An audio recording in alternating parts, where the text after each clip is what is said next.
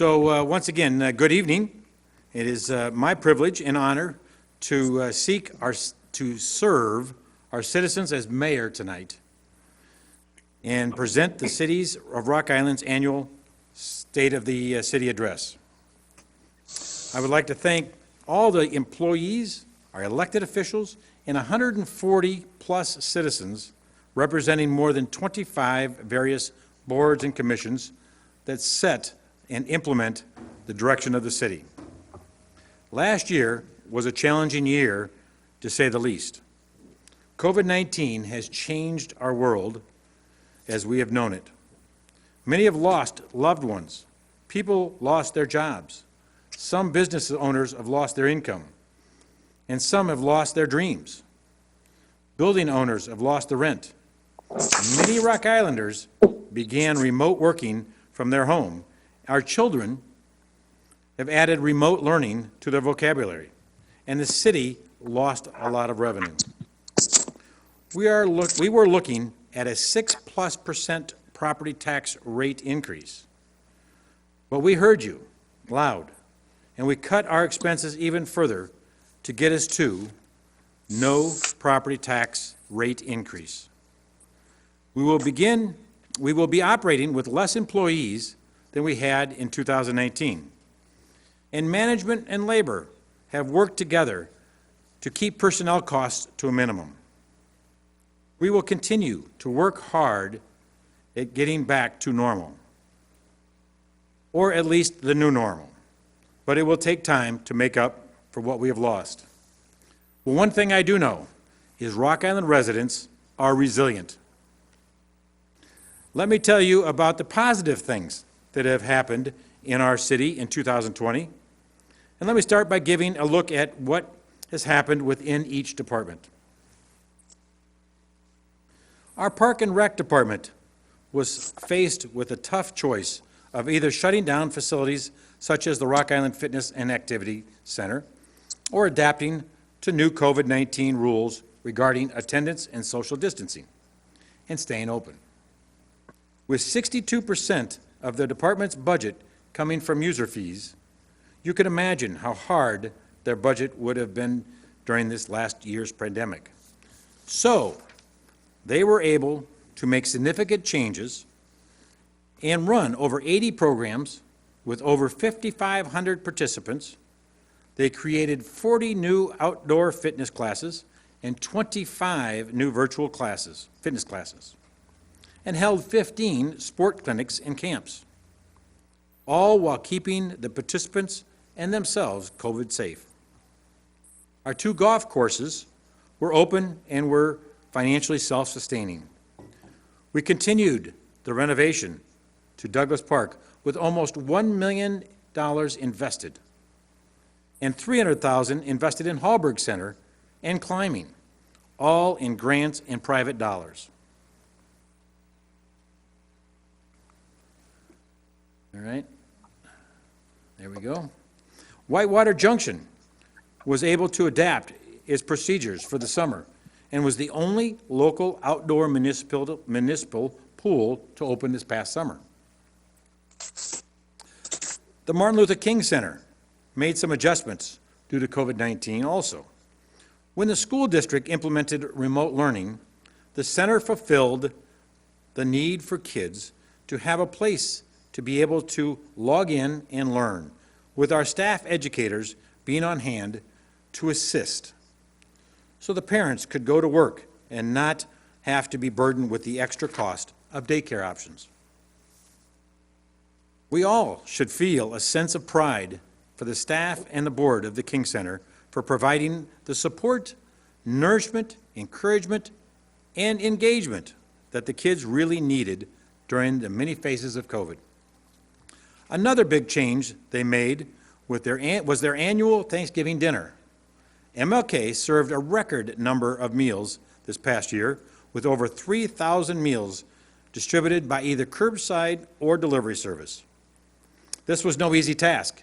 It required over 100 volunteers to help from a number of other organizations, both with financial and in-kind donations, like Hill and Valley, Unity Point, and many others. A month later, the King Center, with help from Royal Neighbors of America and Unity Point, and once again many other individuals, provided a record number of 500 kids and 200 families with Christmas gifts. The center was able to gain many lasting friends and supporters this year because of their changes.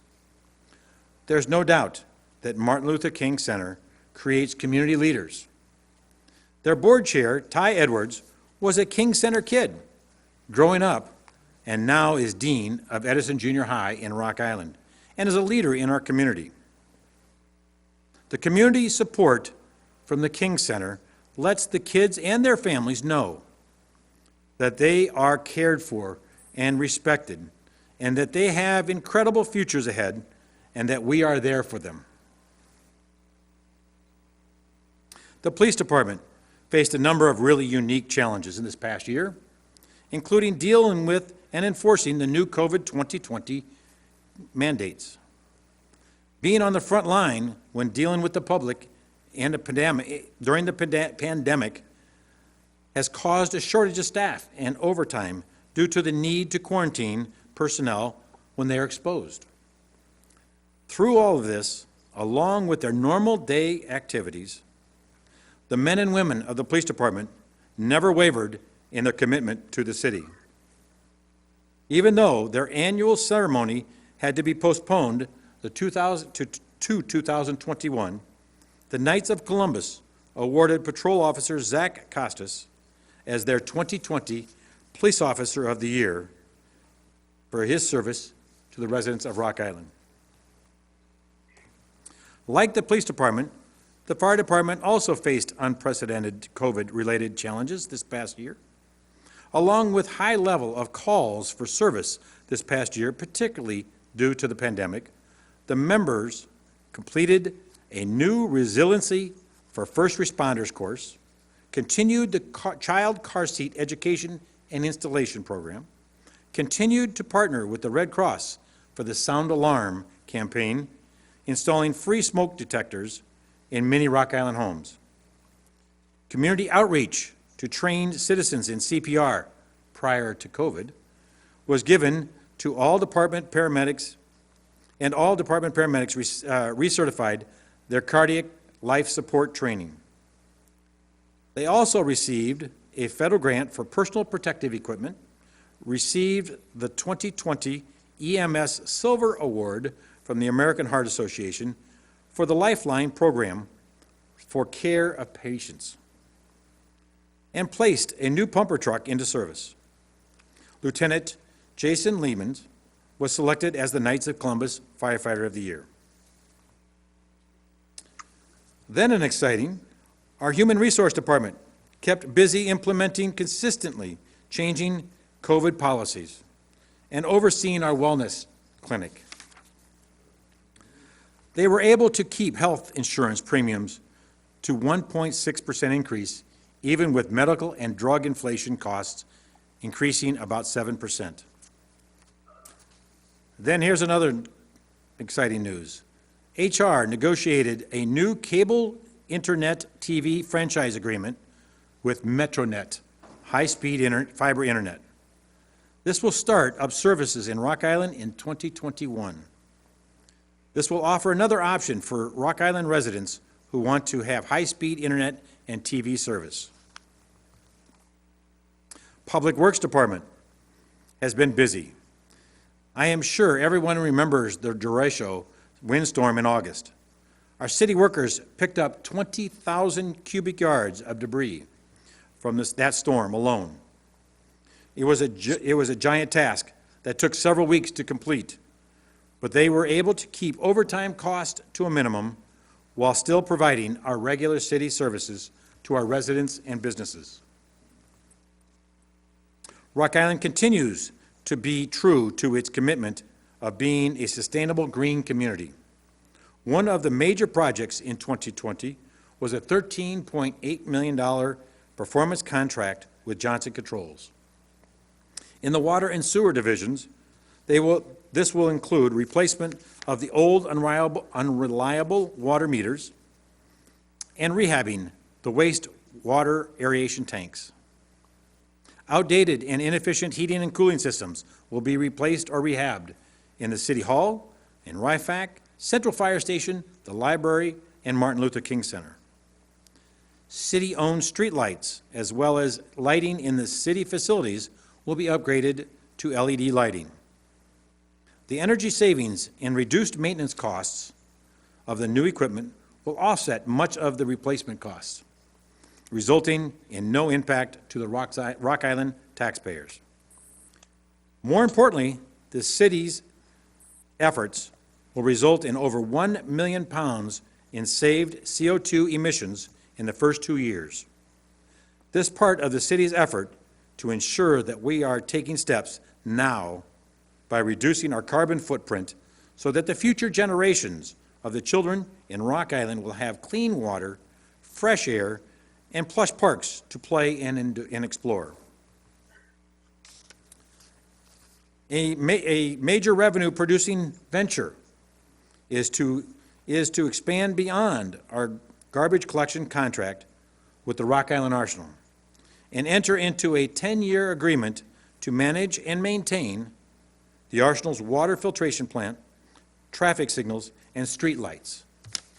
This partnership between the city and the Arsenal will save the Arsenal money, provide additional revenue to the city. It is a win for the city, win for the Arsenal, and the taxpayers. It's just another example of providing more cost-efficient services through partnerships.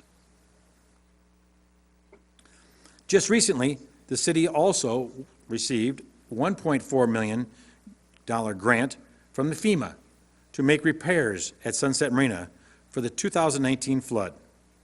This work will include replacement of the 400 dock and upgrading the electrical infrastructure of the entire marina. The library had a ribbon cutting for its new mobile library in January, Library to Go.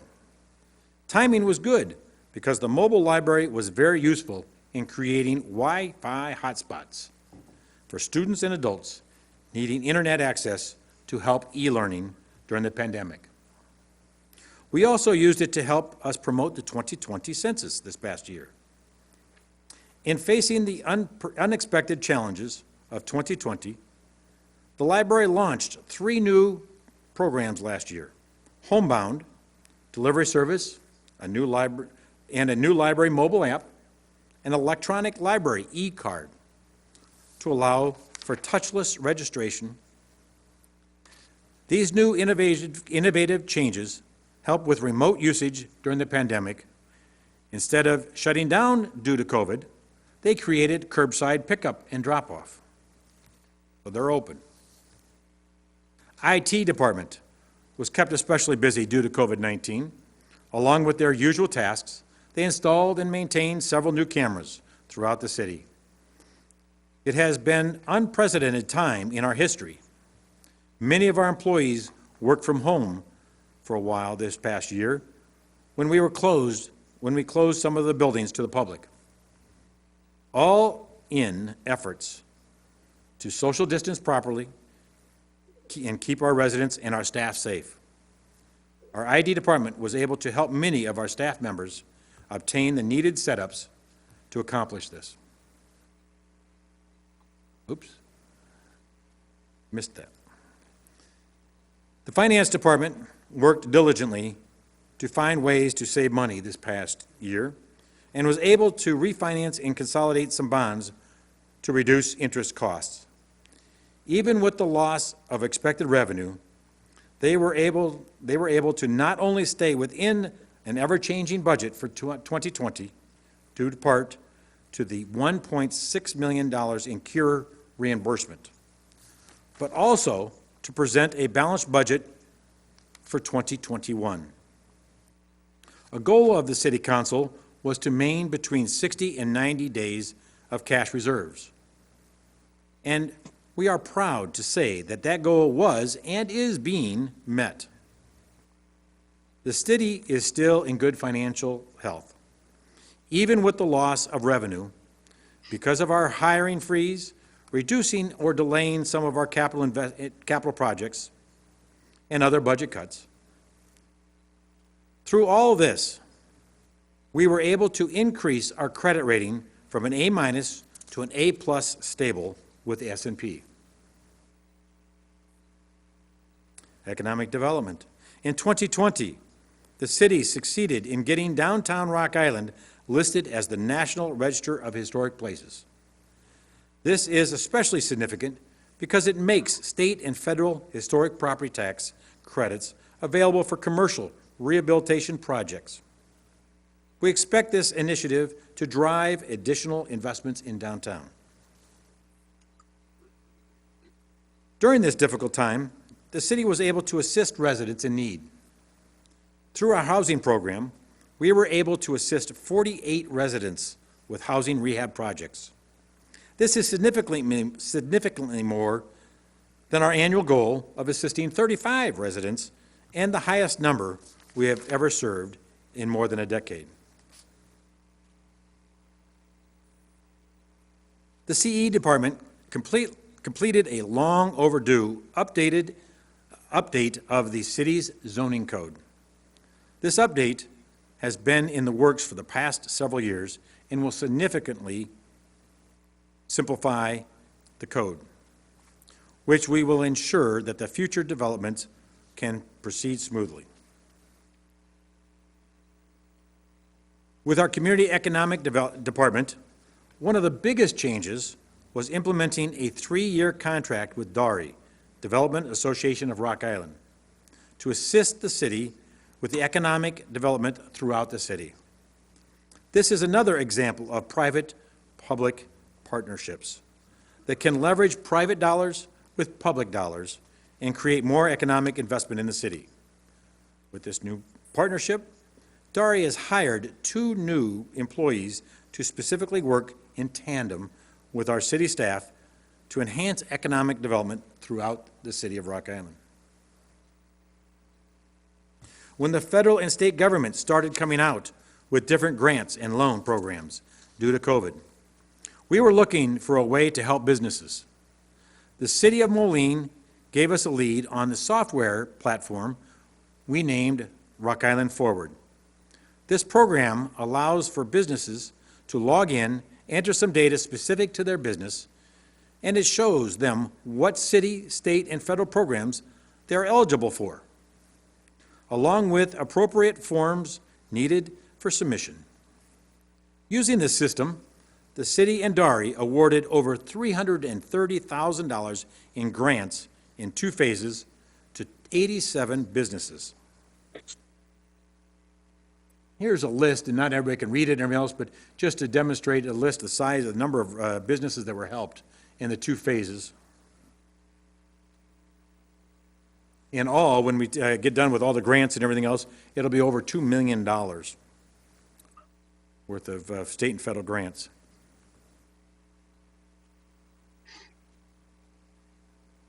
The state has awarded almost $1.4 million in business interruption grants, big dollars, is directly to 30 businesses in 2 rounds, along with $578,000 to 22 child care providers in Rock Island.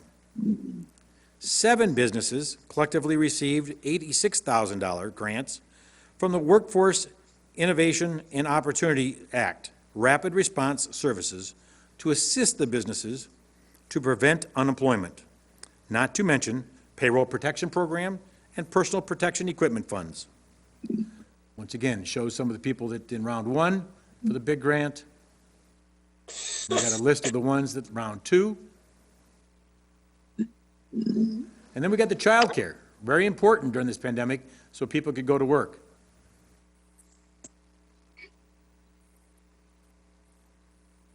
And the rapid response, $86,000.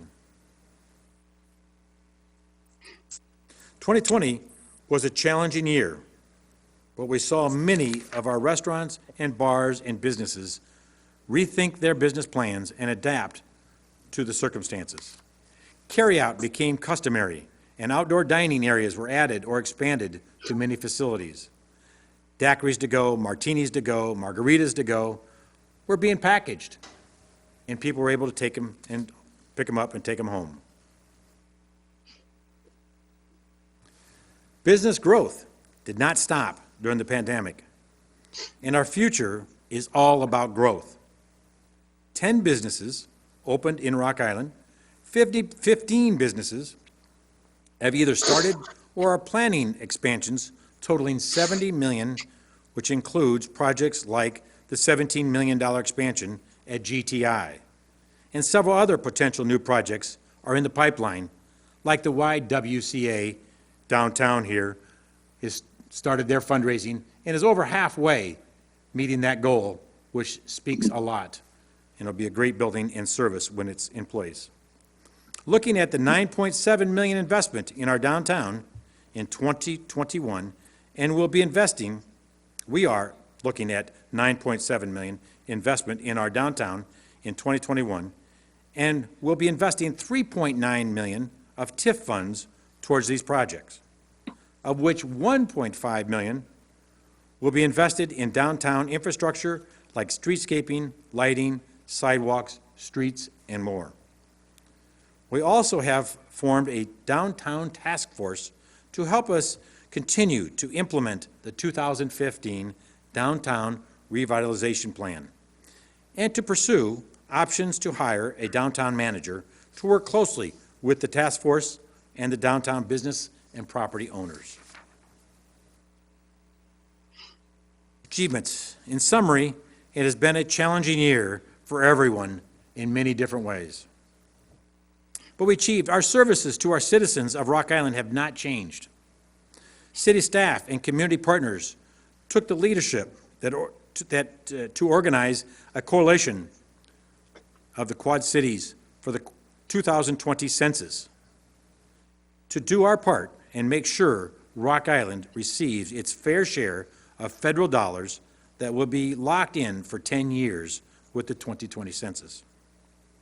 We balanced the 2020 budget, and we're balancing the 2021 budget. We passed a 0% property tax rate increase. We improved our credit rating. We gave out grants, not loans, to those businesses that needed help, and we gave out tax incentives to those businesses to grow or new ones to open up in Rock Island, and executed and created $70 million of opportunity in 2020 into 2021. I want to thank the citizens for the trust you have given me and the City Council. I would like to thank the city employees for making the impossible possible. And I really believe that the residents of Rock Island and the whole Quad Cities are resilient. As we continue to work together, we will grow together.